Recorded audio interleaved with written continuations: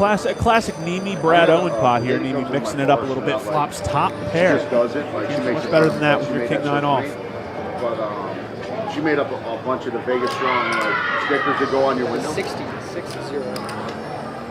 Now this flop doesn't hit Neeme that much, so not too crazy to get a call here out of Brad with a backdoor flush draw and an overcard. Backdoor straight draw as well. Now he's got. And she donates all the money. There have been some interesting runouts so far on the show this evening, to say the least. Super nice. Why wouldn't Brad? Brad drills the best available card for his hand, the turn card, an undercard to a 9 high board. Can we see a king of spades on the river? I didn't see what cards were folded. Range. Can we see the king of spades on the river? And then let's let Brad slow roll. I don't know if slow roll is in either one of their wheelhouses, honestly. No, have we ever seen them heads up in a pot with each other before? No, I have not. This would be some value, entertainment-wise. Alas. These two guys know a lot about each other. This is going to be interesting how this plays out. Does Brad think he can 3-barrel bluff Neeme here? At this point, I think Brad thinks he only loses if Neeme drilled that queen. Again, that 9 high board not likely to be in Neeme's range when he opens from the hijack. So that's why you get a call. I disagree with. I think when people open from the hijack, their range is so wide that there's no reason why a hand like a 9-10, Jack-9, 9-8 suited can't be there. He can have a 9. He certainly can have a 9, 10-9 suited, hands like that, but it's unlikely. Or even, what about a hand like ace trade? I mean, obviously he doesn't have it. I think that Brad believes he doesn't have it because he hasn't put money into the pot here. But raising with an ace trade from the hijack. Sure, suited ace and a wheel card, always reasonable holding to get it in there with, sometimes even to 4-bet with.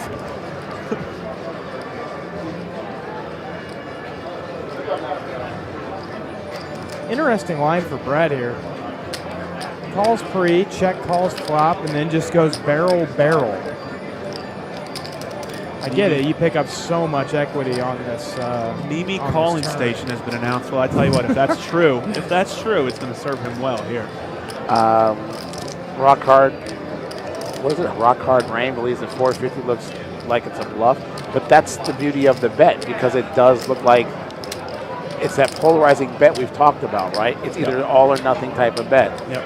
And that's kind of the hardest decision right now in poker is deciding what that bet is, right? Like, is it a bluff? Is it a call? Sure. These 80% pot river bets, they can be either one. Because like Brad would probably make the same play with like king, queen of spades, queen, jack of spades or something. Maybe he floats, pick up the flush draw, and now hits the queen on the river. I mean, it's a very polarizing range there. Here's the other question. At some point, I think Neeme's going to talk himself into a call here because I don't necessarily agree that King Queen would bet out here. I think King Queen wants to check and call because they have so much showdown value here, and I think Neeme knows that. So a bet suggests that Brad's got some flop sets. Well, then maybe some turn straights. Well, that's the other thing is ace 3 out of Brad's range here?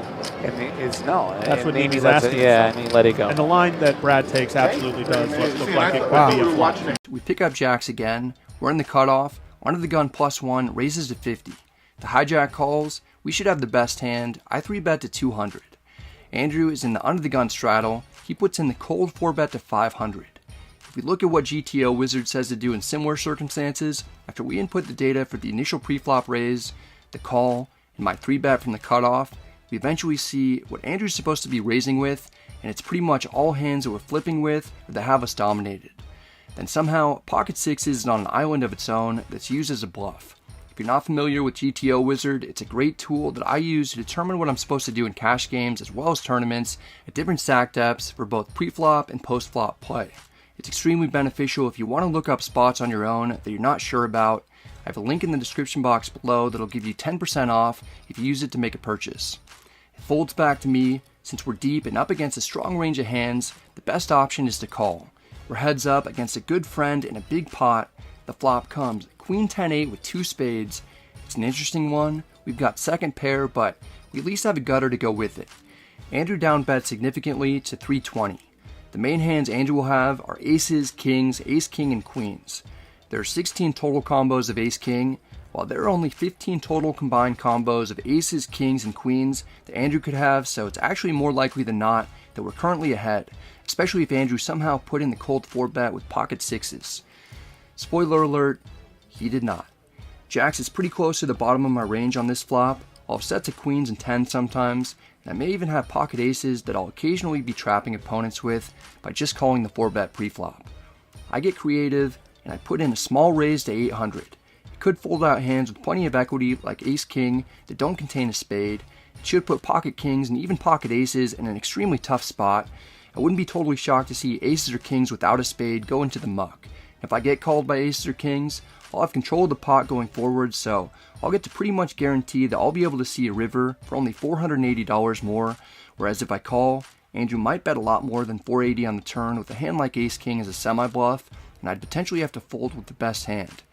Andrew calls, so at minimum, he'll have ace-king with at least one spade in his hand. He might also have top set, or possibly aces or kings.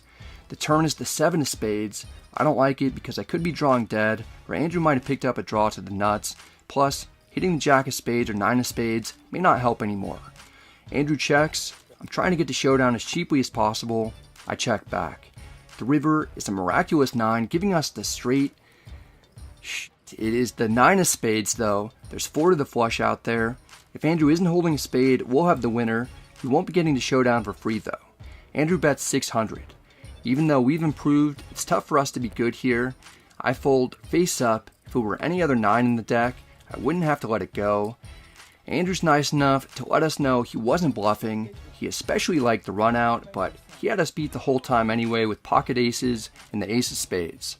It's 4:40 a.m. We're dealt pocket 10s in the cutoff. I raised to 50. Spraggy calls on the button.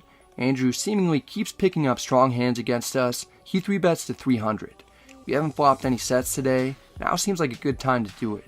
I call for 250 more. Spraggy isn't happy with the price that he's getting. He wants to tangle with the YouTube crew, but he doesn't have the cards to do it. He reluctantly folds. It's down to heads up. The flop comes 8-5-3 with 2 spades. It's not one that's going to connect well with Andrew's 3-bet range. He continues putting on the pressure anyway. He bets 260. We definitely won't be folding. I could maybe make the case for raising to get folds out of hands that still have plenty of equity against us, like 2 overs, but I call to see the turn. The dealer puts out another 8. Andrew won't have many of those in his range. He checks. Maybe he has us beat with a higher pocket pair, or maybe he just has a hand like ace-king or ace-queen. I check back. The river is the ace of diamonds. Now I don't beat anything. Andrew checks. Not a great run out. I check so hard my finger almost goes through the table. Andrew beats me once more. This time he's got pocket queens. The guy is running super hot against us. The session as a whole has gone great though. It's time to rack up a big win. Later on, DQ has Jack 10 suited and raises to 130 from the hijack. Andrew has a strong hand in the cutoff with ace 10 of hearts. He's not going anywhere. He calls. We've got king queen offsuit in the $10 blind. This is a situation where I'd mostly fold if this weren't a streamed game. We're facing a 6.5x raise, then a call. We'll be playing out of position and we aren't suited. I call to get in the mix anyway. Gotta keep the VPIP up. We're going 3 ways to the flop out of position. The dealer puts out 7-5-3 with 2 hearts. It's good for our calling range. We'll have sets, overpairs, and strong draws. We check to the pre-flop raiser. DQ doesn't have anything and knows Andrew and I will have some monster hands. He checks. Andrew could take a stab at it, but may be worried that he won't get a fold from us. He checks his flush draw to ensure that he'll be able to at least see a turn and most likely a river since he won't be folding to a turn bet. The dealer puts out the 6 of diamonds. There are 4 to the straight on board. I don't think king high is good, but after seeing checks on the flop and another low card come out, trying to steal the pot seems like a good plan. The broadcast of the stream is on a 30-minute delay. I take a break from the game to hop into the commentary booth while the broadcast of this hand is taking place. Let's just listen to that to make things easier. Take it away, me. This is going to be a board that really hits my range hard. I know king high is often not going to be good. I'll be up against some ace high sometimes, and it seems like I can ref a 4 or a set or 2 pair hand. A lot of the times it'll fold through. So DQ folds. We have Andrew. He's going to call with this flush draw. And when Andrew calls, it sets off some alarm bells where, like, worst case scenario, he's going to have a flush draw. I love all the Ben Simmons is hosting a comes game 5 return. So I'm gonna. I figure he has a straight or a set or a flush draw, and likely isn't gonna let me take it down with a bluff. So I check to him, and he's not gonna be checking back. Yeah. You two go at each other. You're no more friends when you're at the poker table. He's going to try to get some Bradley dollars. Yeah, and I snap fold, so he just takes back his bet before. Yeah. This is a wild inception moment. We're commentating on a hand that we're playing, all inside of a vlog. Get out your totems now. I don't know which reality is real anymore, especially since the stream ends, showing that I somehow won $1,900. Right away, we get involved with ace-4 of diamonds as I raise a 250 from early position. Andrew Neeme's in the big blind with a better suited ace. He 3-bets to 1,050. He has removal to aces and ace-king. The problem is that we do too. We already raised when we were first to act. We have plenty of playability post-flop, and I know Andrew is capable of re-raising light. Even if he isn't raising light, a 4-bet for me here will look incredibly strong, and it'll put him in a very tough spot. We're going for it. I announce a 4-bet to 2,600. Andrew has a slightly better hand, but he has to fold. It's not a big pot, it just feels good to be winning early on and have a move go our way. Plus, 4-betting hands like this sets us up nicely later on. When we've got hands we're going to 4-bet for value, like aces, because our opponents will be thinking, Brad has been 3-betting and 4-betting a lot. There's no way he's got it as often as he's representing. The very next hand Doug is under the gun. He raises to 300. Andrew has snowmen, he calls. We've got Jack-10 of diamonds, I call. The 3 amigos are going to the flop. It comes 10-4-4. Everyone has 2 pair, but we've got the best hand. On a paired board with multiple opponents, Doug takes a stab for a small amount of 400. Andrew knows there's a good chance that he has Doug beat. He calls. There's no need for us to inflate this pot or let go of our hand yet. I call. There's a decent amount in the middle, and the turn is the Jack of clubs, giving us a proper 2 pair using both whole cards. Doug realizes there's almost no way that he's good after getting called in 2 spots on the flop. He checks. Andrew knows that I won't be overcalling light too often without a strong hand. He checks as well. I'm hoping someone has something like ace-10, potentially even with clubs. I bet 1,600. Doug folds quickly. Andrew isn't feeling confident about his 3rd pair either. He folds. I've won 2 of the first 3 hands, and I'm not stopping. Under the gun player raises to 500. Andrew has a strong pocket pair on the button. He calls. We're in the state of Texas, and the NFL season is starting. It's fitting that we pick up Cowboys. It's the first premium pair that we've gotten today. We don't want to play a multi-way pot out of position. I reach for an assortment of chips, and I 3-bet to 2,700. That gets us through the initial pre-flop raiser. Andrew has a good hand to stick around and set mine with. He calls. We're heads up against our good friend. The flop comes ace-queen-4 with 2 spades. It's never fun to see an overcard come out, but the way this has been played, Andrew won't have that many aces in his range, and it smashes our 3-bet range. We can have sets of aces and queens. We can also have ace-king and ace-queen that Andrew won't have very often either. I down bet to 2,000. Andrew folds immediately. In this one, we've got ace-9 of diamonds in the cutoff. Andrew opens a 20 from under the gun. Under the gun plus 2 calls. I call, the button calls, and so does the big blind. 5 of us have a ticket to see the flop. It's king-10 deuce with 2 diamonds. We have the nut flush draw. Andrew continues for 55. I don't think he's going to raise from under the gun and then bet into 4 other players with nothing.